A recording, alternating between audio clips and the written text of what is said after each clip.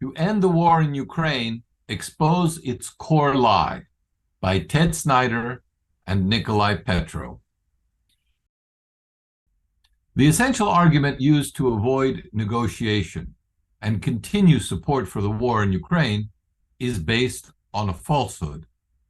That falsehood, repeated by President Joe Biden, is that when Vladimir Putin decided to invade, he intended to conquer all of Ukraine and, quote unquote, annihilate it. Its falsity has been exposed multiple times by military experts who have pointed out, both before and after the invasion, that Russia could not have intended to conquer all of Ukraine because it did not invade with sufficient forces to do so. Indeed, this was a key reason why senior Ukrainian officials and even President Volodymyr Zelensky himself argued just days before the invasion that it would not occur. The mistake that most analysts at the time made, and the two of us authors included, was to assume that since the troops mobilized by Russia did not suffice for a full-scale occupation of Ukraine, no military operation, even a limited one, was in the offing. It was only later that Western political leaders turned this mistake to their propaganda advantage by insisting that Russia had always intended to first take Kiev, then all of Ukraine, and ultimately even attack NATO. But if basic military logic is to be taken into account, the fact that Putin committed only 120 to 190,000 men to his campaign and did not mobilize more resources until months later, after Kiev rejected the Istanbul peace deal, indicates that his objectives in Ukraine were limited and revolved around guaranteeing the security of the populations of Donbass and Crimea from Ukrainian assaults and Russia from NATO expansion. Given that Ukraine had cut off Crimea's water and electricity years before, this required a land bridge to the region, hence the illegal annexations of the Kherson and Zaporozhye regions. We also have indirect confirmation that territory was not his objective from an unimpeachable source, NATO General Secretary Jens Stoltenberg, who stated that Putin invaded Ukraine to prevent NATO's expansion. This would explain why, as soon as these goals were within reach, when Ukrainian officials initialed the draft of the Istanbul Agreement in March 2022, Putin halted his assault and withdrew Russian forces from Kiev, rather than move further into Ukraine. This background is important because the argument for increasing Western military support for Ukraine relies so heavily on the claim that Russia always intended to expand further, attack NATO, and reestablish the Russian Empire. But, as noted scholar John Mearsheimer has pointed out, quote, there is no evidence in the public record that Putin was contemplating, much less intending, to put an end to Ukraine as an independent state and make it part of Greater Russia when he sent his troops into Ukraine on February 24th, end quote. It was never one of Putin's stated goals, nor was it ever taken seriously by the Ukrainian leadership. David Arachamia, the head of Ukraine's negotiating team in Belarus and Istanbul, recently revealed that the, quote, key point, end quote, for Russia was Ukraine not joining NATO, and that, quote, everything else was simply rhetoric and political seasoning, end quote. Putin himself has consistently said that, quote, this conflict is not about territory. It is about the principles underlying the new international order, end quote. We should not take him at his word, but it is certainly worth asking, had Putin's ambitions been territorial, Would he have waited until 2014 to annex Crimea? Would the upper house of Russia's parliament have rescinded Putin's temporary authority to use troops in Ukraine in June 2015? Would he have opposed the 2014 independence referendums in Donetsk and Lugansk?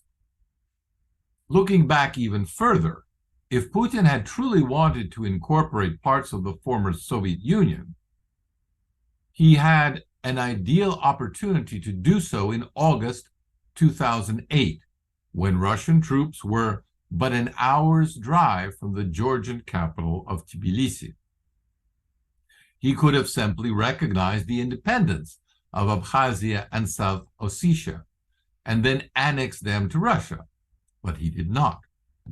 Reviewing Putin's current behavior, therefore, former U.S. Deputy Undersecretary of Defense Stephen Bryan concludes that, quote, Russia has no intention of expanding outside of the Ukraine conflict area, end quote.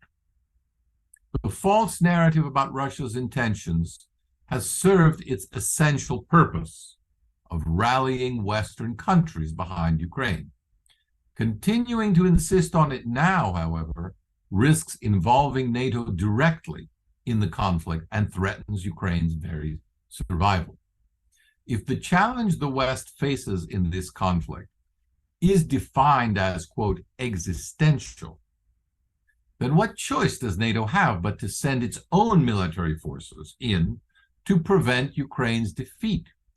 President Biden implied as much when he said, quote, if Putin takes Ukraine, he won't stop there. It's important to see the long run here. He's going to keep going. Then we'll have something that we don't seek and that we don't have today. American troops fighting Russian troops, end quote. At some point, a decision will have to be made to either greatly expand the West's commitment or abandon Ukraine to its fate. Alas, President Biden's request for $61 billion in additional funding for 2024 does neither, since Ukraine needs at least 5 times that amount to win, according to its top military commander. With the Ukrainian counteroffensive already running out of steam due to lack of funding, lack of weaponry, and unsustainable losses, Ukraine will likely soon be facing a Russian counteroffensive.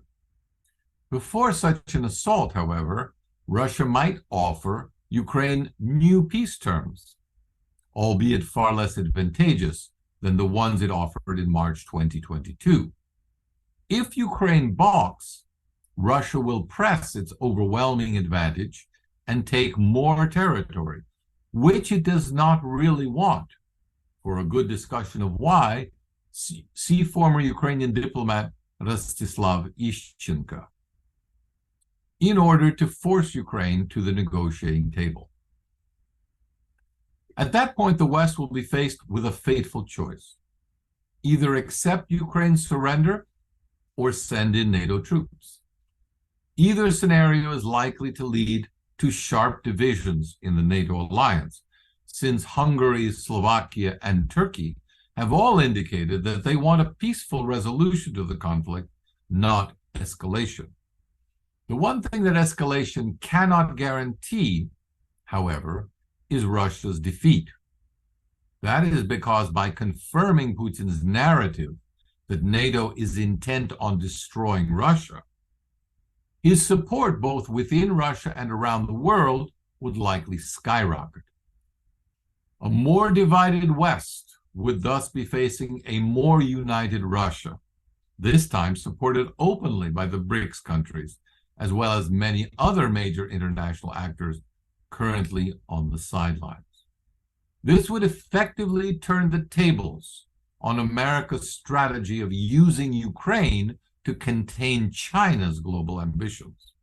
Instead, it would now be Russia and its allies using Ukraine to contain the global ambitions of the United States.